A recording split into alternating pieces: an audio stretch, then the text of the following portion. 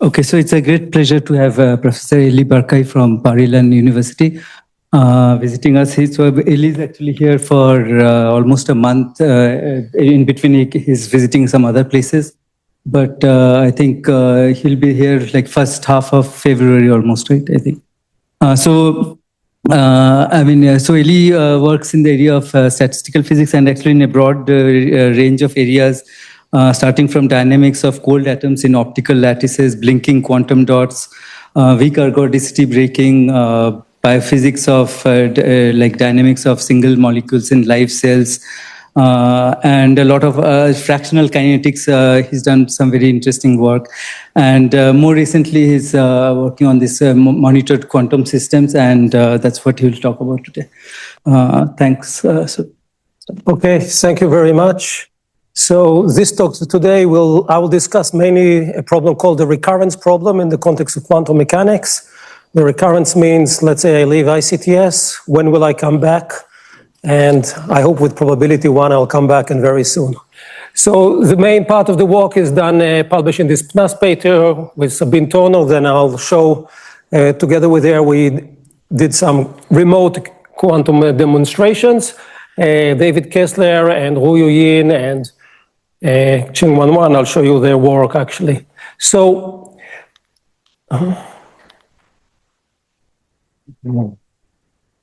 sorry. Oops. Okay. Yes, it was my fault. So the main concept that I'll introduce is a so-called topological effect in the context of the average recurrence time, where the mean recurrence time is integer quantized. I'll explain this phenomena. Now, this phenomena is given by this very nice paper by Grumban, Velasquez, Werner, and Erin more than 10 years ago in Communication and Mathematical Physics. We will develop some uncertainty principle to describe the fluctuations, and we'll implement this on these IBM quantum computers. All this part will be a single particle description, and towards the end of the talk, I'll discuss fractional recurrence in the context of many body systems, if I have time. So let us discuss recurrence, and I'll divide it into two types of recurrences. One of them is deterministic recurrence, and deterministic recurrence is something you learned in high school. For example, by Newton, when you have the Earth circulating the sun, it will come back after a specific time, after a specific period. That is a recurrence. It is deterministic, and that's the beauty of classical statistical physics. A more challenging case is when you have a gas of particles isolated from the environment in a box, and you have some particles here in this part of the system, and the system evolves, the particles will explore phase space, and then the question more than 100 years ago was, will this system return back, and will it do so with probability 1, and if so, how long it will take? This was on the foundations of statistical physics, because if the system as a whole comes back, then you have no irreversibility. This was a big debate between Zermelo and Boltzmann, and Poincaré solved it mathematically. In principle, in a closed system, after maybe a very long time, you will come back. Now, and it is a deterministic time in principle. This time is usually very big in macroscopic systems, and we do not care about it in real life because it takes so long. But we will talk about small quantum systems where these recurrences are important. The concept of this deterministic recurrence is also found for the wave function. So there is a recurrence theorem given in 1957, and it states the following. We can ask, we have a system, it can be a many-body or single particle. You have a wave function and you have an initial condition. You have only unitary dynamics. And the question is, will it come back as close as possible to initial position? And the answer given by these two gentlemen is yes, it will come back, provided that the energy spectrum is discrete. So you have a finite system. You know this from undergraduate quantum mechanics. If you have a particle on a line, it will escape to infinity and it will not come back. But if you have discrete energy levels, it will. A relevant concept is the so-called revival time. So you have a wave function and an initial condition, again, unitary dynamic, no interaction with an environment. When this object for t equals 0, not equal 0 is going to be 1, that is called the revival time. And that means the wave function came back to its initial position. This revival time is again deterministic, but now in the context of quantum mechanics. In real life, the situation is usually much more complicated. We have what I call random recurrence times, or random, more generally, phase passage time. And the reason is very simple. We have, let's say, a Brownian particle moving in a stochastic manner. We have some initial condition and we have a target state. And then it moves, and based on the path, it will reach a target after some time. This is called the phase passage time. Now, here we can already start with making remarks on quantum mechanics. First of all, this time is going to be a random time that depends on the path. Secondly, this path is crucial for determining what is the first passage time. So the path is, without it, I cannot even define a first passage, because if I don't know the whole history of the path, I do not know if this path may be crossed prior to this first event.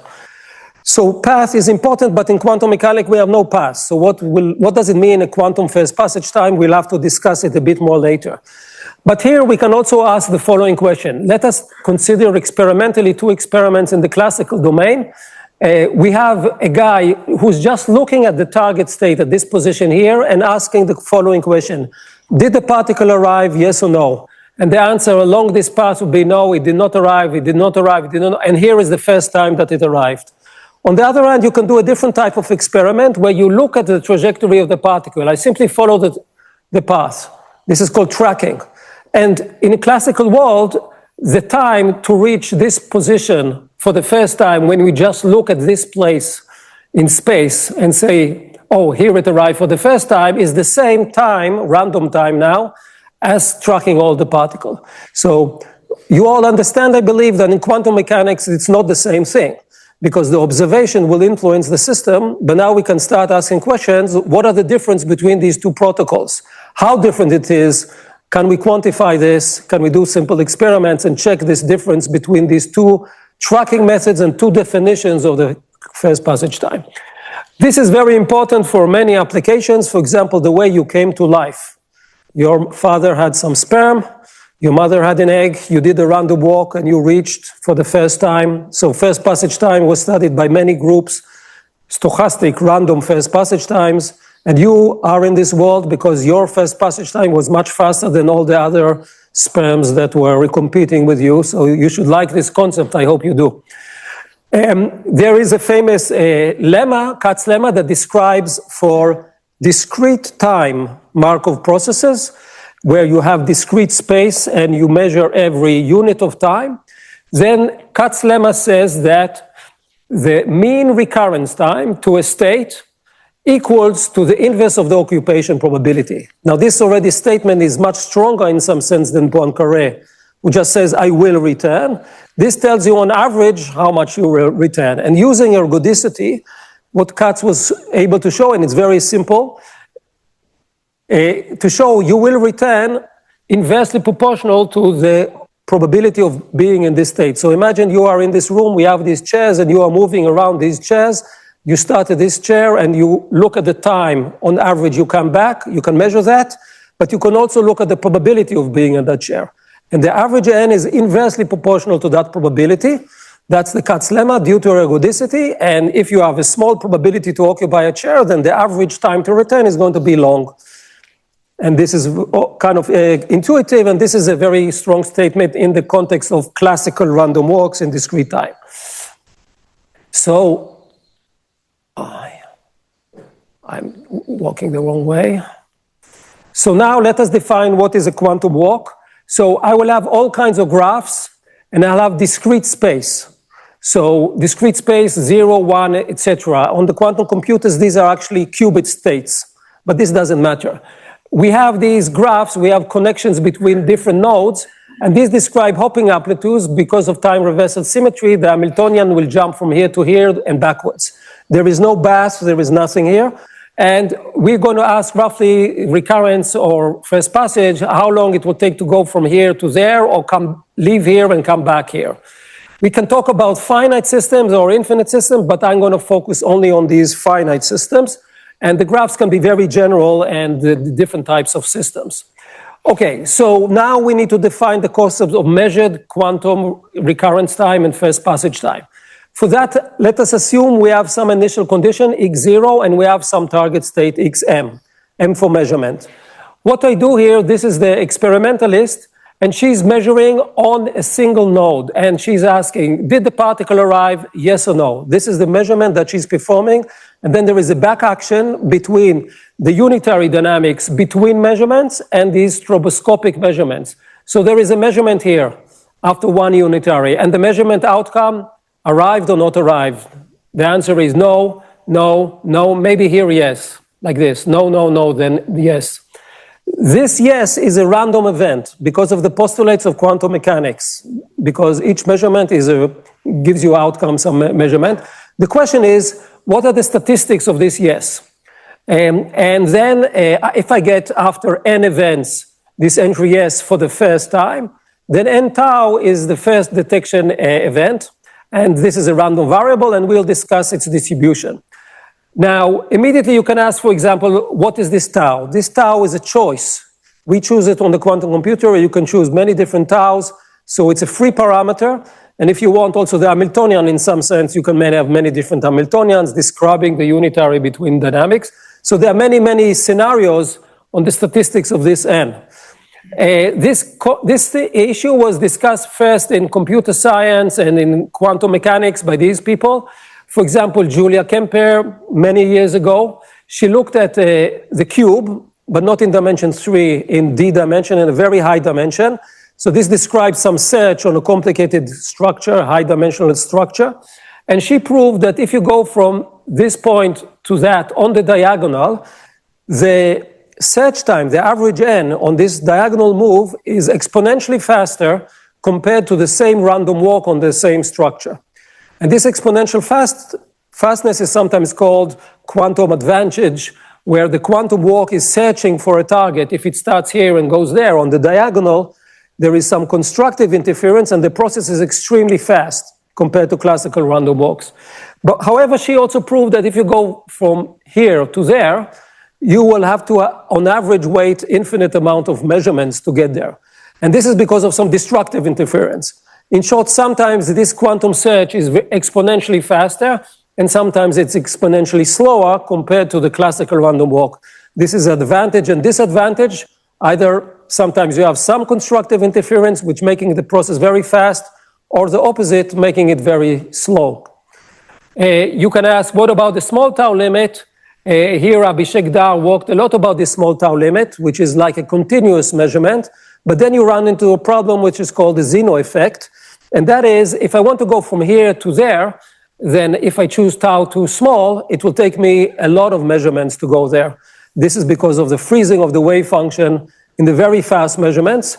And this is something that we can check on the quantum computers. We can just take tau to be small and see that, it will take you a huge amount of time or a huge number of measurements to be detected. And this is a well-known effect in quantum mechanics. It's not new. The fact that in Zeno limit, you have a very slow process. Now, but what does it mean? It means that this tau that I can choose, if you want to search quickly, you have some optimum. If it's too short, it's never detected. If it's too long, it detects after a long time. So depending on the graph that describes the unitary, depending on tau, you can search faster or slower, and the people in this business will want to know what is this optimum and questions of this type. I'm not going into the whole details, but you can kind of sense what is driving this field. And there are many people, these people, I wrote down many of them are actually in India. I think you know some of these names, and they describe various phenomena of these processes of this first passage time problem.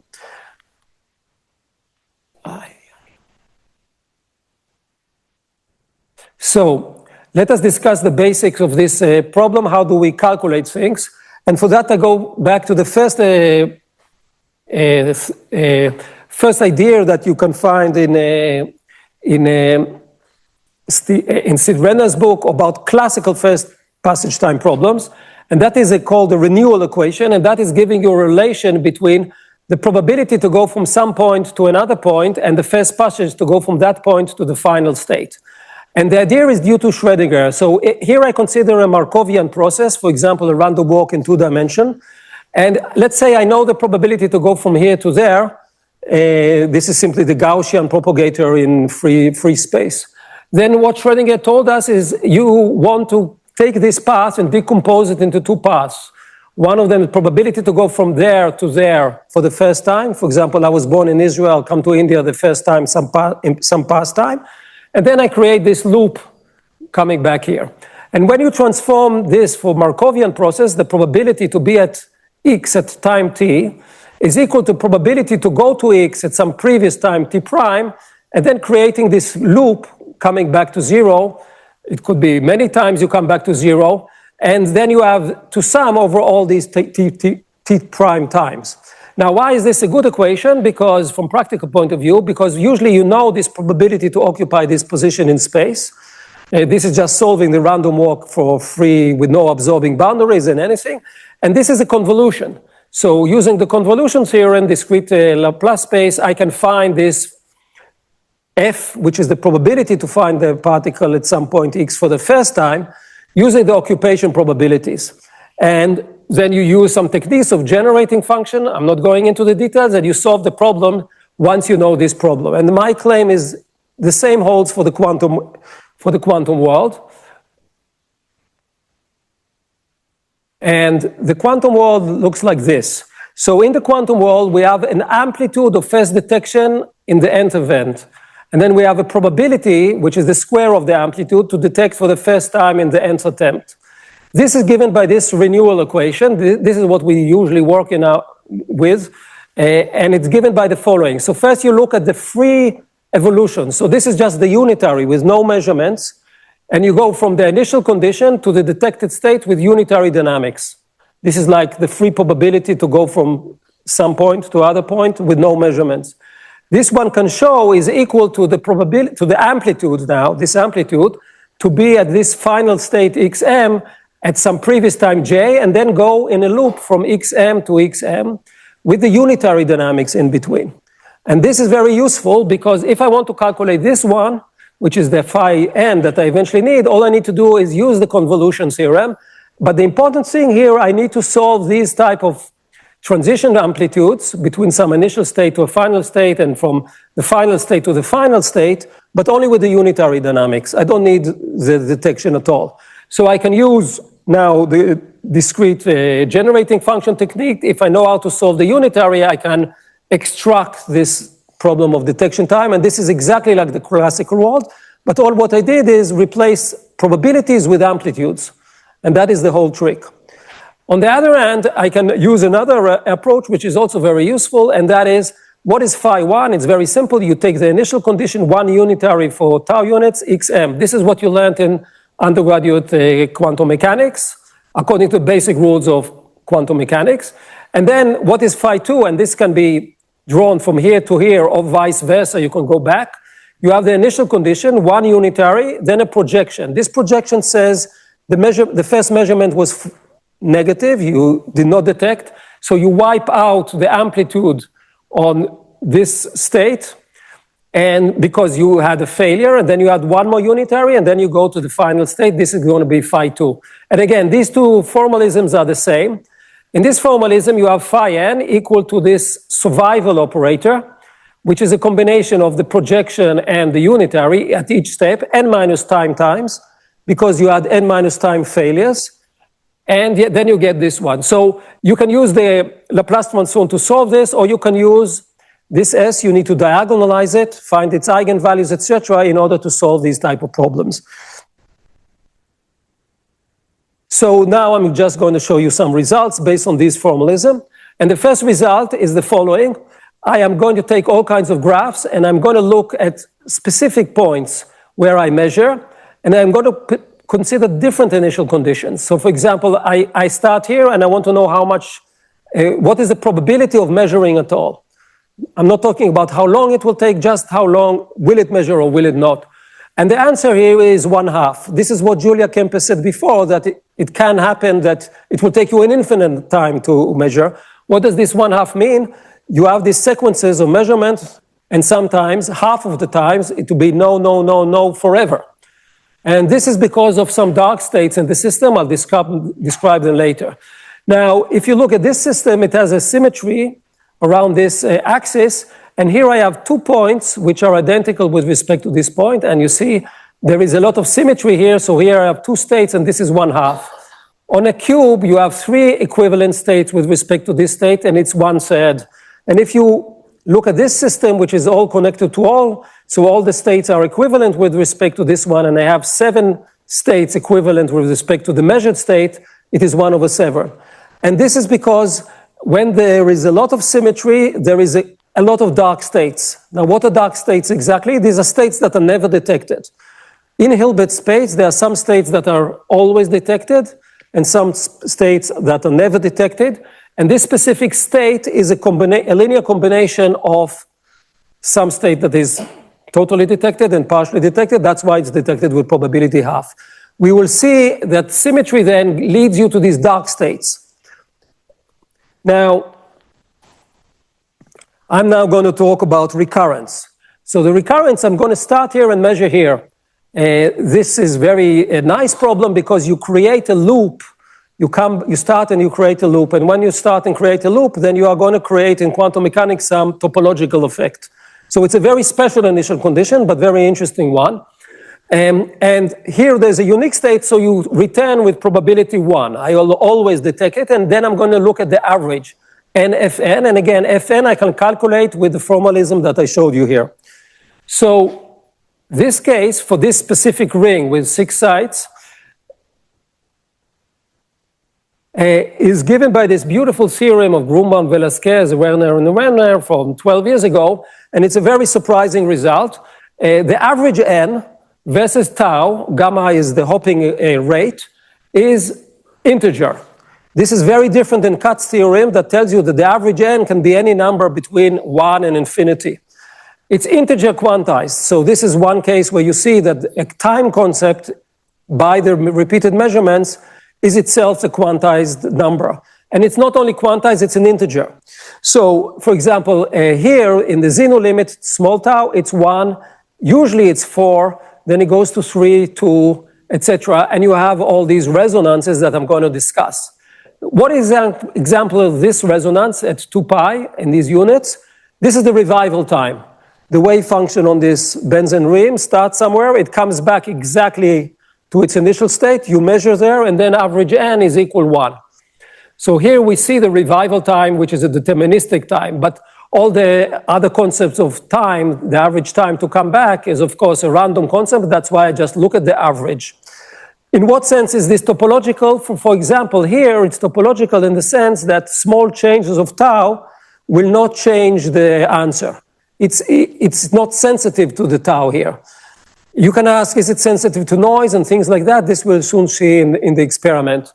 It's also related to topology by the generating function that solves this problem. This generating function, in some sense, rotates. And the number of rotations is exactly this number 4. And here it will be this number 3. Now, you see here a kind of very jumpy-like transitions. And what we could show, which by the way are very general, it's not only for this system. And first of all, we can ask the question, what is this for? What is this for the Benson ring of 6 sides? It's actually the number of energy levels which are not identical for this side. So the Benson ring has a ground state and then 2 excited states, which each one of them is the doubly degenerate, and then 1 more state. So altogether 4 distinct states. These 4 distinct states create 2 dark states in Hilbert space. You can do them, I'll show that later. From the degenerate states, you can create 2 dark states that are never detected. And this number 4 just means that this is the Hilbert space, which is 6, minus the number of dark states, which is 2. And what we are creating here, and these transitions are more dark states in the Hilbert space. So we are controlling the number of dark states in this Hilbert space, and this is what I'm going to explain. But now we see these very sharp transitions. And what we showed in this paper, close to each one of these topological transitions, this is a topological number from 4 to 2 or from 4 to 3, etc., the variance of n, which is because of n is a random variable, the variance of n is diverging. So you get gigantic fluctuations close to these transitions. You can more or less understand this from this Zeno limit, for example. So imagine tau is very small. Usually you have this system, you release it from one node. Usually you detect it in the first measurement because the probability did not have time to escape to other places. So usually you get 1 in the measurement. You do that many, many times. And then in a rare event, you did not detect. Now you are somewhere else in the system because of the collapse postulate. You went to other part of the system. Now you continue to measure very fast. Now Zeno will say, no, you cannot measure anymore. And then in these rare events, the return will be huge. So usually you detect after measurement 1. In a rare event, after an infinite measurement of very long time. The average of that is not trivial, is this 4. But from that you can easily understand, or more or less understand, that the fluctuations are going to be very big close to these transitions. And because these fluctuations are very big, I was sure we can never measure anything here. So luckily my students don't listen to me too much. They went into a quantum computer and they measured it. And this is the measurement. The measurement of average n versus tau, like before, but now instead of a ring with 6 sides, I have a ring with 3 sides only. And here you see that the average n is 2, and then it's 1. This is the theory, these sharp jumps. So I can measure the topological number 2 here, because in the ring with 3 sides, I have 2 distinct energy levels. That is this number 2. I can see the jumps to 1. These are the revival times. They happen at these times very nicely. But there is some uncertainty here. There is a width here. This width here, let's say the average n here is 3/2. Is the topological number 2 or is it 1? We know the answer from the theory. It's either 2 or 1. But here, from an experimental point of view, we have a question. It's 3/2, so there is a width here. Now, what is interesting for us, whether this width here is related to the noise in the quantum computer, or is it something to do with basic issues with statistical physics, some basic uncertainty principle. We didn't know the answer, so we developed a theory to describe these widths, assuming that noise is not important here.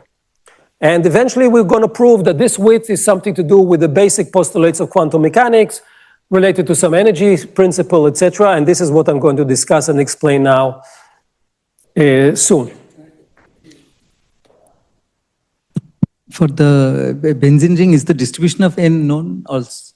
The distribution of n is, this Fn will be very complicated, but we could calculate, not analytically, we could calculate the variance, and then we could calculate the variance close to these peaks. I'll discuss this a little bit later, but if you want to calculate it far from these resonances, it's very complicated to calculate, but of course you can calculate it just using this, on a simple computer, on a regular computer, you can easily calculate. And the way you do it, you solve the phi n and you calculate it. It's just diagonalizing a matrix which is 6 by 6. I'm wondering, is it like power at the resonances? It's like power distribution? Yeah. So here, because of Zeno, for example, this is the case like 1/tau squared. This blows up like 1/tau squared, and the square comes from quantum mechanics. This thing, and we have exactly all these divergences we understand perfectly, and I'll discuss them because they're going to be important soon.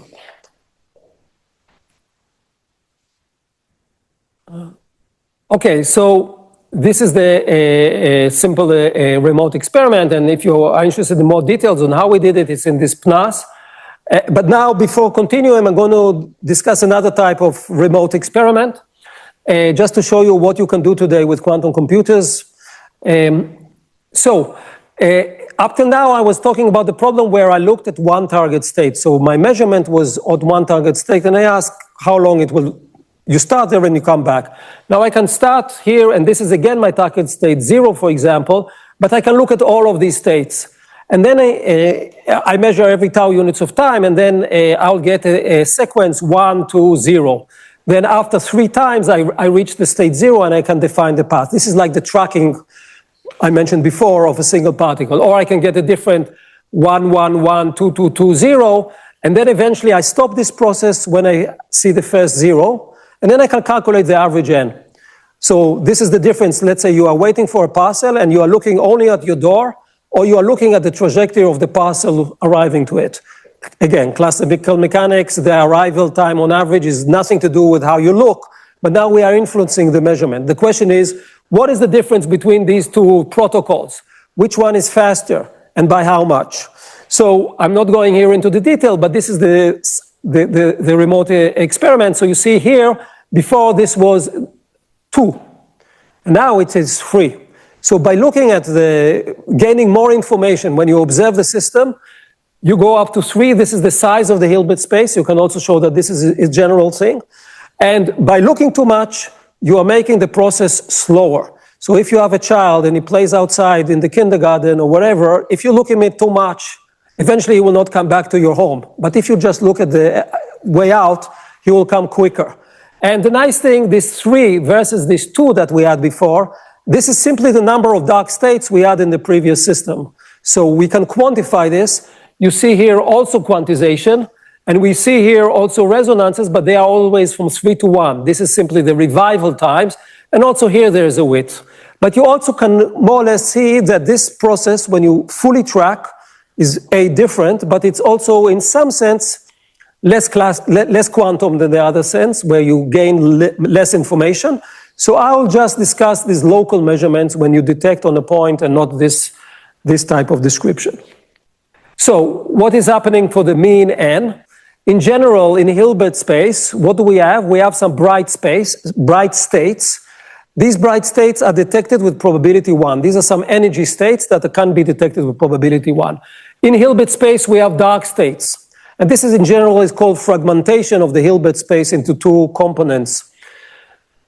This is by itself a non-trivial statement, and it's valid only for a finite system.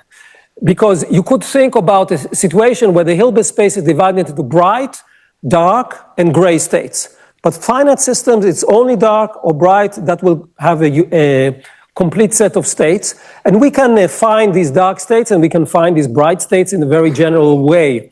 Now, what is happening for the recurrence time? The initial condition of recurrence is in the bright subspace.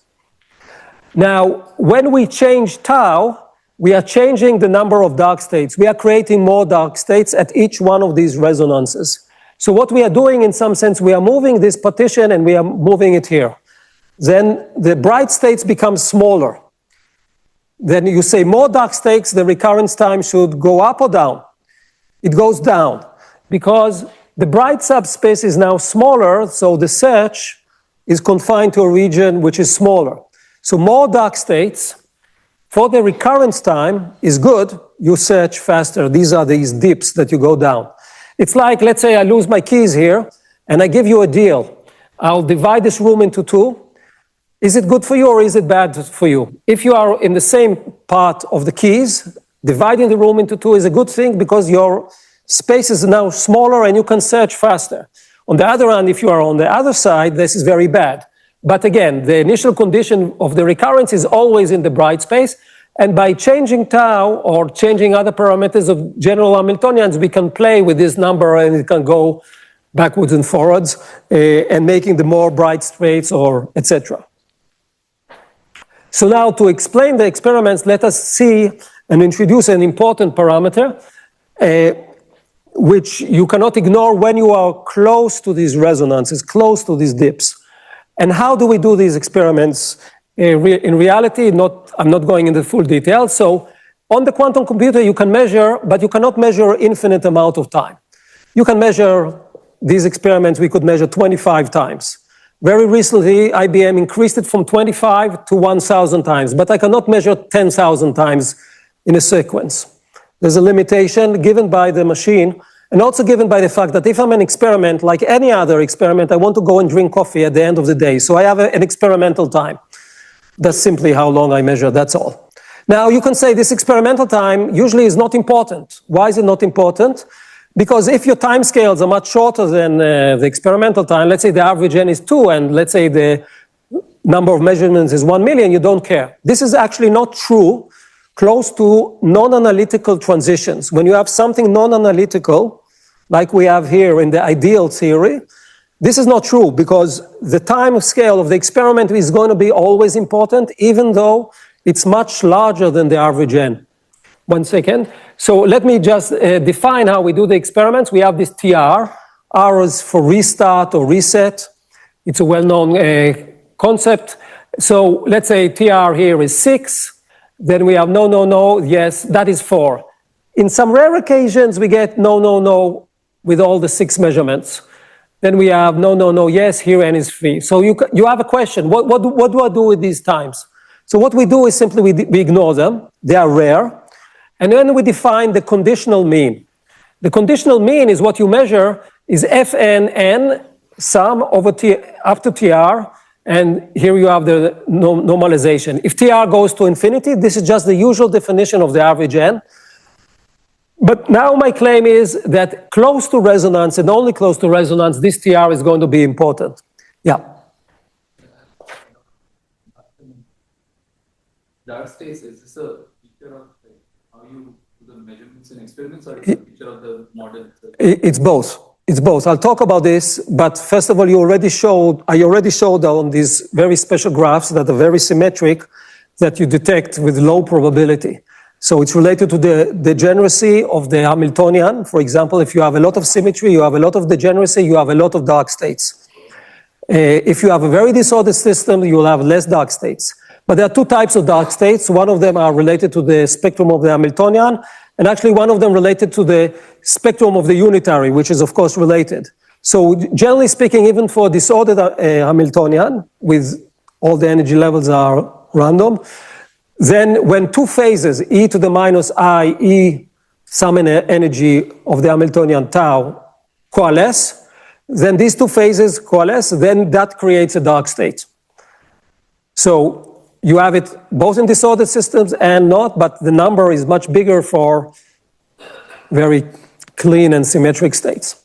Because this is all related to some constructive interference, which will work better on ordered systems. For the single site measurement, dark states are those which vanish at that, the wave function vanishes. Yeah, exactly. I'm going to show this soon, but the dark state, I said, they are never measured, but what does it mean? It means that you have some initial wave function that for any time tau with the measurements, the amplitude on this detected state is 0. That is a totally dark state. Actually, what is not so trivial is to show that the other types of states are totally bright. I'll soon explain mathematically what are those dark states. I now define them as an operational object. Some state that you never detect. But we need to understand this and better. Okay, so this was TR. So what is the main result? So actually what we measure is the conditional n, and we have this TR. So for the transition from this topological number W to W minus 1, for example, from 4 to 3 or 2 to 1, in generality, we define the fluctuations. This is the fluctuations, this is the variance, and I showed you that these fluctuations go to infinity when you vary tau and you smack on the resonance. So this can be a very big number. The conditional mean in generality is related to this variance and this TR. Let us look at this equation. So if TR is very, very big compared to the variance, then this is exponentially small, and then the average n is W. This is when you are far from resonance. You change tau, now I'm going down, right? On the other hand, if TR is finite and var goes to infinity, this is going to be 0, this is going to be 1, this I can eliminate, this is going to be W minus 1.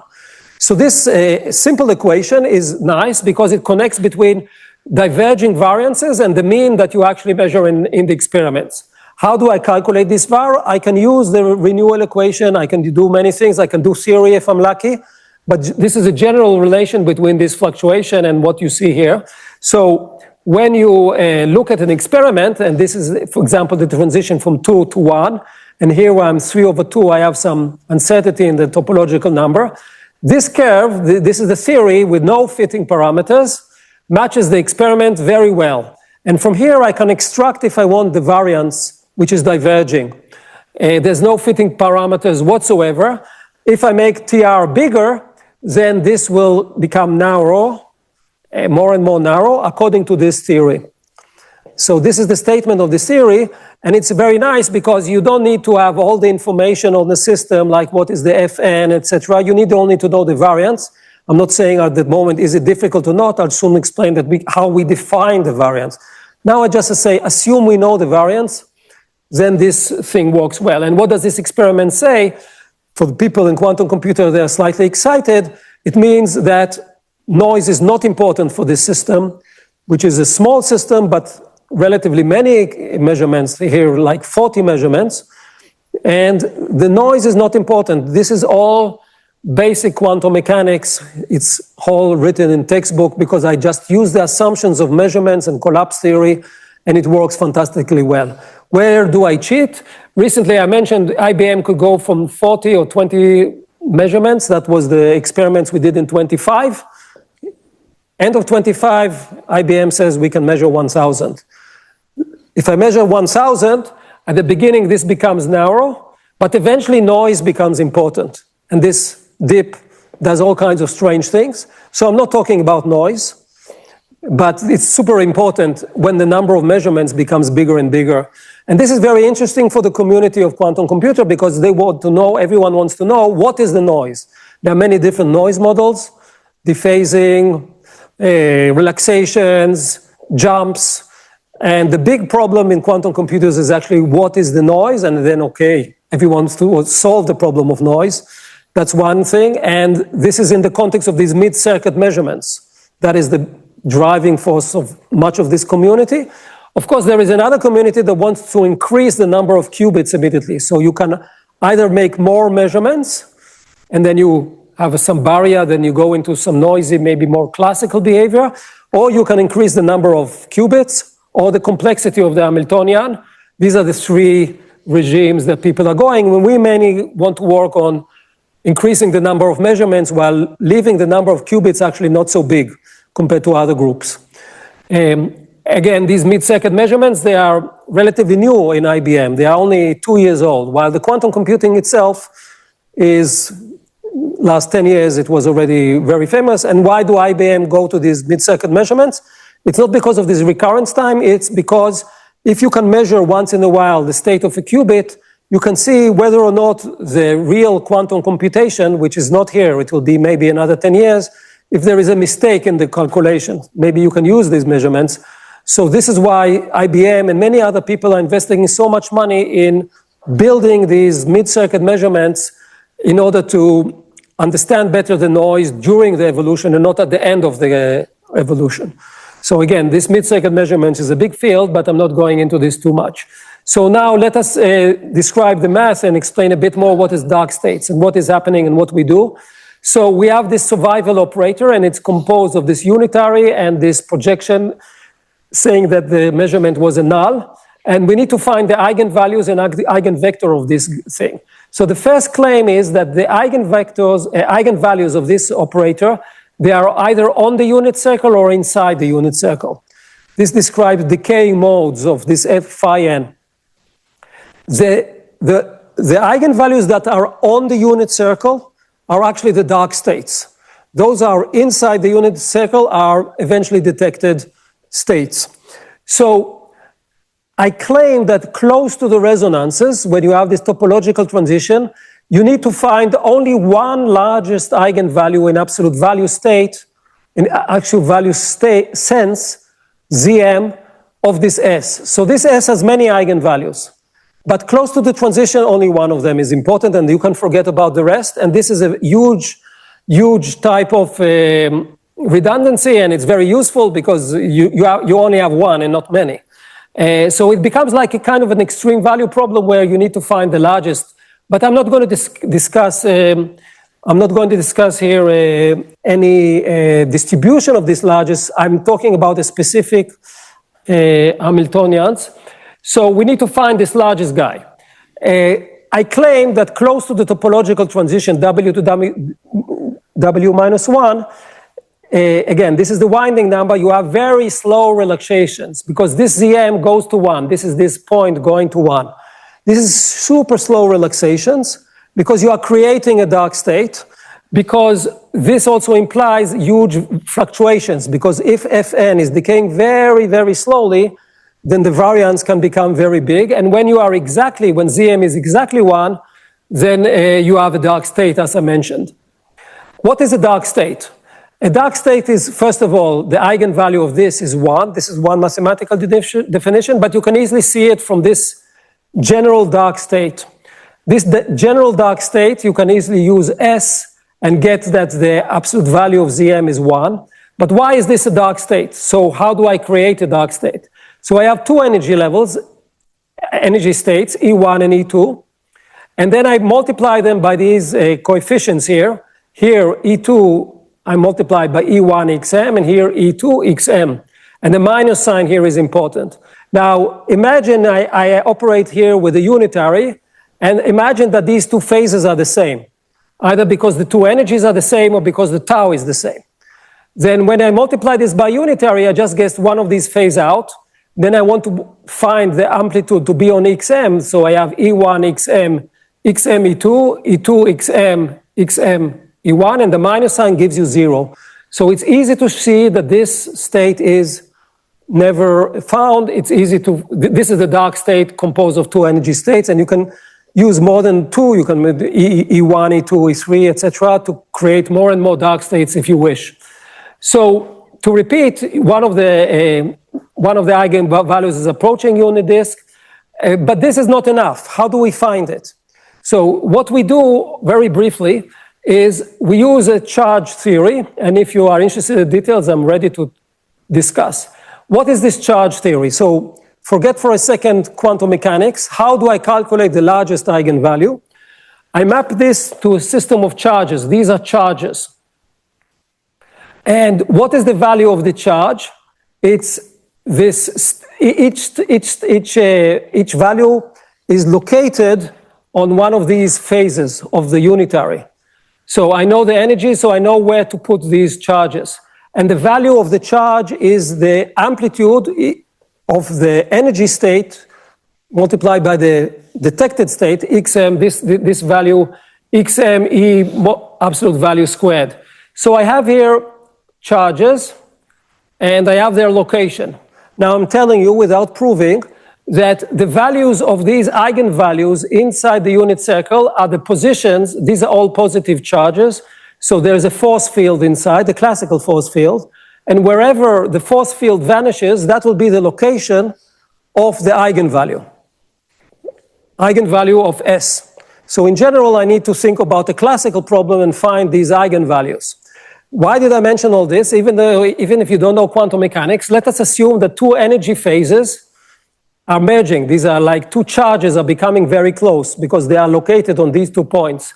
Now you need to look at where will the force of all these charge systems vanish. So if you have two objects, in between them there will be one that nearly vanishes. That is your eigenvalue. Of course, I'm not proving this, I'm just saying this. So this is like, let's say you have here a system of stars, many stars, and let's say one of them, you look at the moon and the earth, which are relatively close. You know that there is a stable point in between.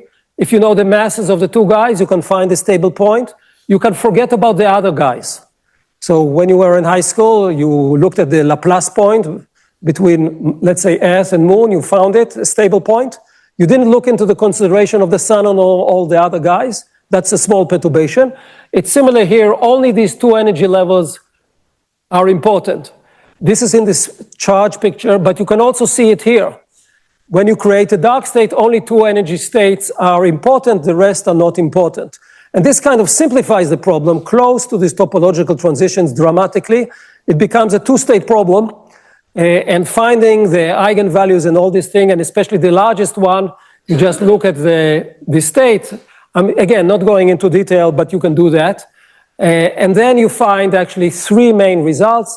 So first of all, the sample mean heating time, the one that we measure in the experiment, is this winding number, and it's given by this 1 plus rho e to the minus rho, and this is given by this TR, how long the experiment is, and 1 minus the largest eigenvalue of the all. So even if you didn't understand the theory, you just look at what is the largest eigenvalue. If I can find it, good, then this will give you the result. Now this largest eigenvalue is the only one important when you calculate the variance. It's close to 1, and you see the variance is 1 minus Zm squared, and this diverges. This is the answer to your question, how it diverges. it diverges like this, okay, but this doesn't say what is this ZM. Then we use the charge picture with only these two charges, and we can find this ZM, it is related to the positions of these two charges, this E1 minus E2 times tau modulus 2 pi. This is delta E with this tilde on top, and the value of the overlap between the detected state and the energy state corresponding to E1 and E2. And here we have already a very nice equation because it relates the average N to mechanical properties of the system. I just need to know the energy levels of these two measured charts, E1 and E2, and the wave functions. And then this formula completely describes the system, even if the system has 20 or 30 energy levels in the system, only two of them are important, and they describe this. And of course, all these three, one of them based on an extreme eigenvalue, one of them on the variance, and one of them on the energy. All these three are saying the same thing, but in a different language and in different meaning for you guys. Okay, so I see I'm very late, so I don't know, I should finish here.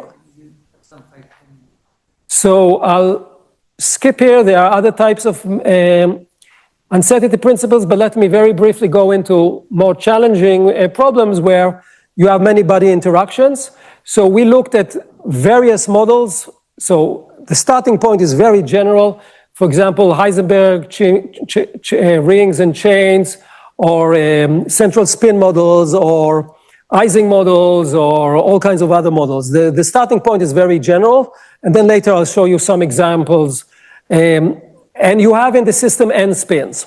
But now we are doing something very different. We are looking not on the states of all the spins. We are looking at one of them only. And this is called subspace measurement. And my question is, I start the spin in state up, and or qubit actually in the real experiment.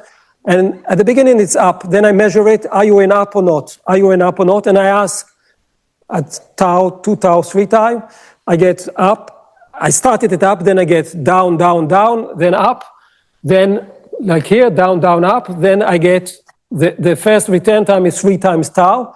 I can repeat it many times and get the average, like I did before, of this subspace measurement.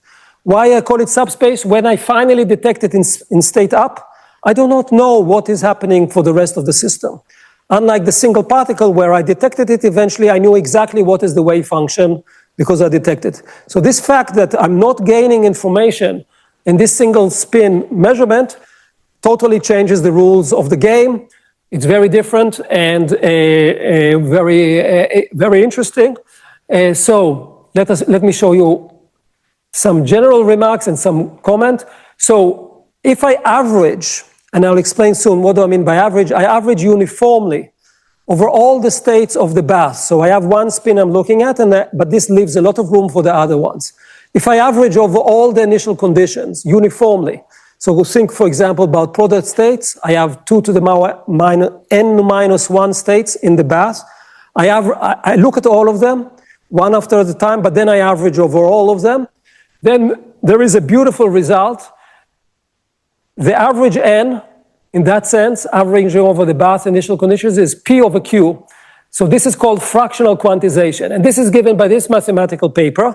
They did not consider qubits. They considered subspace in general, subspace measurements in general. They had nearly no examples, but they could prove it based on some fancy mathematics. In general, we look at qubit systems. Okay, but this is this beautiful paper. Bourgain was, for example, he got a Fields Medal. He passed away, but this is very heavy math, I would say. It says that, it's P over Q, but what is P and what is Q? We as physicists would like to know, depending on the Hamiltonian, the symmetries and things like that. We want to know these type of questions. And we showed that for spin half, average n is always between 1 and 2, no matter how big the system is. So you can have an infinite system. After, on average, 2 measurements at most, that's the upper bound, you detect the spin in state up. In many systems, when n goes to infinity, the average n is simply 2. And we can generalize this to spin models. But we also showed, more importantly, that this n is 2 minus the number of dark states. I'm not defining dark states, but it's very similar to what was before. Now of the many-body system. So by measuring this, we are getting information on the number of dark states, even though this state spin up is eventually detected always. So, and this is again like before, this minus. The more dark states, then this is becoming less and less. For different systems, this becomes, unless this number of dark states increases exponentially, this will go to 0 when n is larger, then you'll get 2. But we are not interested necessarily in very big systems. So let me give you an example for the Heisenberg ring. So I have here 4 qubits, and I'm looking at they are on a line, and I'm looking at this spin on the edge. And I started in state up. This is the initial condition. So here I have state up, and then I have 8 states, because I have 3 bath spins, and 2 to the power of 3 is 8. Always I start in state up, I evolve with a Heisenberg Hamiltonian, and then measure, and I find this average n. This average n is depending on the initial condition. So different initial conditions give you different results. For example, this state is an eigenstate of the Hamiltonian. There's no dynamics. You start here, after some time tau, you are still there because it's an eigenstate, and then you get average n equal 1. This is a trivial state. Then there are all kinds of states, most of them very random as a function of tau.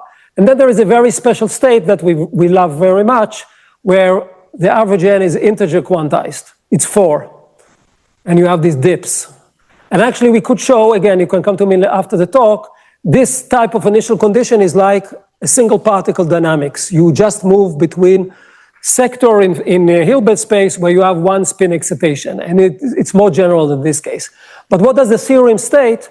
It states that if you average over all these states along each tau, you'll get a P over Q. And what is P here in the typical measurements? It's 15 over 8.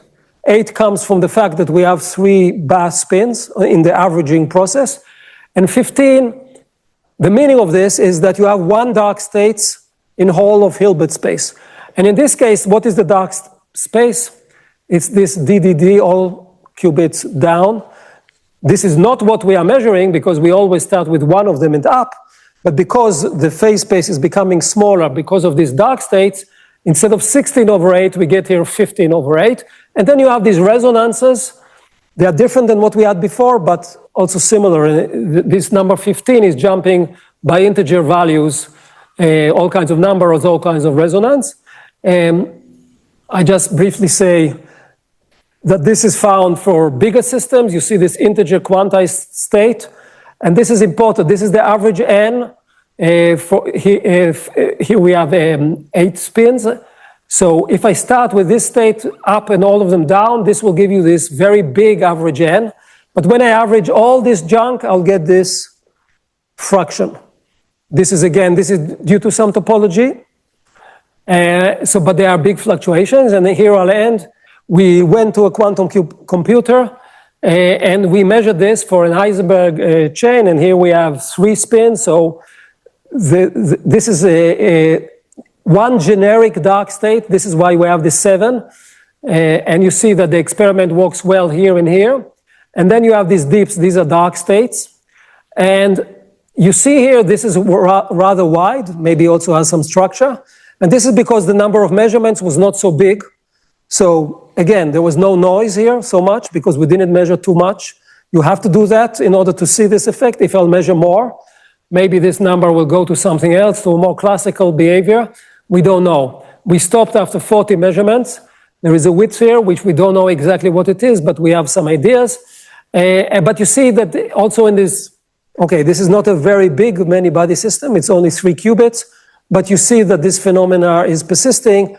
But now, instead of integers, I get these fractional numbers when I do this type of measurements. And the measurements are performed simply on a single qubit. I have some Hamiltonian dynamics, and I measure 1 qubit only. So these are very natural to measure 1 qubit, because that is, when you measure, you always destroy something. So the minimal measurement I can do on a many-body system is measure 1 qubit. This is what we are doing here, unlike the previous experiment where we had to measure more than 1 qubit in order to get the final state in full information at the final state, and this will give you very different behavior, this integer quantization. Okay, so I am going to finish here.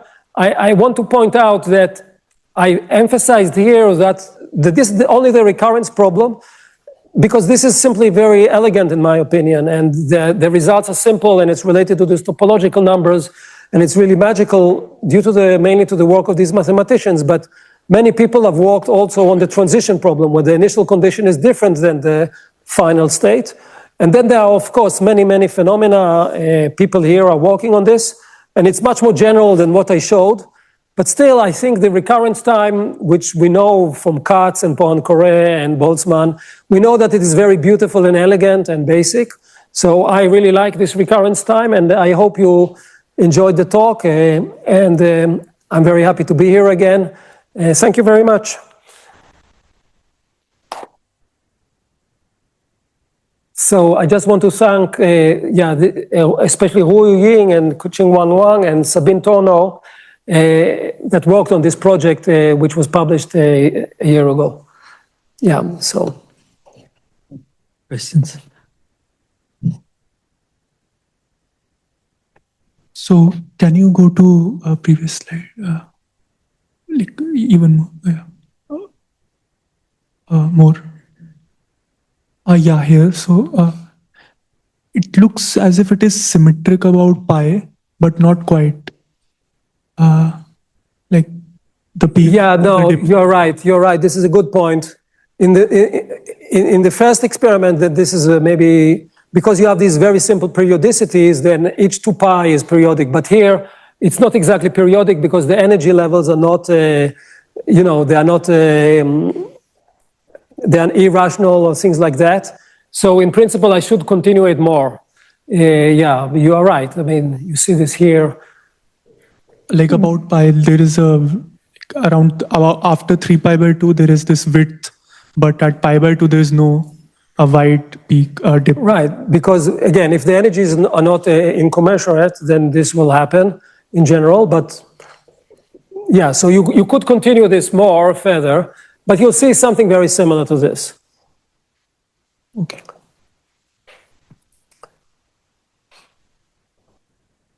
So another way, if you have bipartite graphs, then it's symmetric and revolving, but more generally, it's not. I mean, and this is because of matching of phases. It's very easy to see this.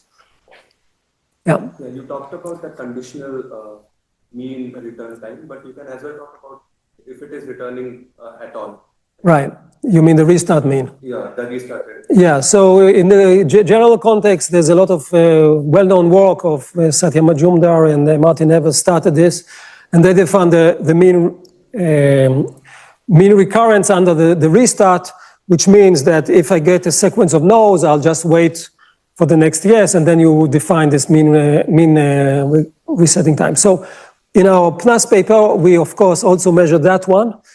There is a famous formula given by Shlomi Reuveni and Adar Pal that says that the mean time of recurrence is equal to the conditional mean plus, let's call it a correction. Now this correction is actually proportional to TR. You can go into my paper and see. And this made this definition slightly more sensitive to noise compared to the conditional one. So I hid under the carpet the problem, but it is discussed there. So the other choice would be slightly more out of theory because of some errors in the measurement. We discussed this a lot in our paper PNAS, and it's very interesting. And this is again because of linearity with TR. So if TR is big, the second term, a small mistake due to, let's say, measurement noise will make there a big mistake. So we found that conditional N is more robust to noise. And we studied this, yes. This is an important point. Look at the conditional variance. We looked, but we didn't publish. You are right to point out that the variance that I'm using in this formula is not the measured variance, but it is the theoretical variance that I can calculate in principle. And the nice thing is that when we measure the conditional N, we can get information on this variance of N, but not on the variance of N given TR. Now, what happens to this variance of N if you just limit the number of measurements?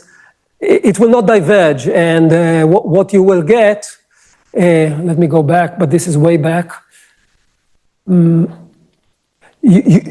Instead of this big peak, you will go up to some level, and actually exactly on resonance you go down. So it's like a W. And then when you increase TR, it will go up and up and up and up. So yeah, it's a different observable. I have one question. So you, for this fractional quantization of the mean recurrence time, so you talked of the case where it's the initial state is like product and then you average over all Right. the paths. Yeah. But the theorem must, like, what is the statement of the theorem, or like what ensemble is it? Yeah, there was a referee who asked the same question. Maybe you were the. So this is, of course, a good question. So I started here indeed with product states, but I can start with any Bass states which form a complete base and which are orthogonal. And then instead of this picture, the theorem is valid, first of all. But what will happen, these dips will not appear in one state. They will appear in many different states, these dips, because each entangled state, depending how you define, will have maybe a component of this state inside here, this state. So the individual ones, of course, will look very different, but when you average over all of them, you'll get the same result, independent of your initial state and if you start with entangled state or not. Okay, so you can use any orthogonal basis. Yeah, we can use also any orthogonal basis. And otherwise, I mean, because the general statement is that you need to count the number of dark states in Hilbert space. And this is not related to some basis. I mean, these are simply states which are orthogonal, one with respect to the other, and which cannot be detected. You just need to count them somehow. If you know that number, then you know the answer, independent of your basis that you start a specific initial condition before the average. Okay. Thank you again very much. Thanks for